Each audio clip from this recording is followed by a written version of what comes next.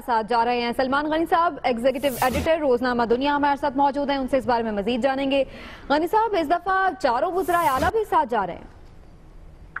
जी बिल्कुल, इसी वाले से ये दौरा बिल्कुल डिफरेंट है कि चारों सूबाई क़यादत भी चीफ एग्जीक्यूटिव के हमरा होंगी और इसके साथ साथ खजाना, तवानाई और मनसूबा बंदी के वफाकी वज़रा भी शामिल होंगे। और इस विजिट में पाकिस्तानी क़यादत की चीनी सदर, वज़ीर आज़म और दीगर हुकूमती ज़िम्मेदारान से मुलाकातें हो रही हैं। और इन मुलाकातों में जहाँ पाकिस्तान के अंदर तवानाई और इंफ्रास्ट्रक्चर के मजीद मनसूबों की मंजूरी मिलेगी, वहाँ इलाकाई सूरत हाल में भारत से खुसूसन बुनियादी इशूज के हल के लिए चीन की मुआवनत हासिल की जाएगी और खुसूसन जो अफगानिस्तान के अंदर पैदाशुदा सूरत हाल है उसमें भी चीन को अपना किरदार अदा करने पे आमादा किया जाएगा।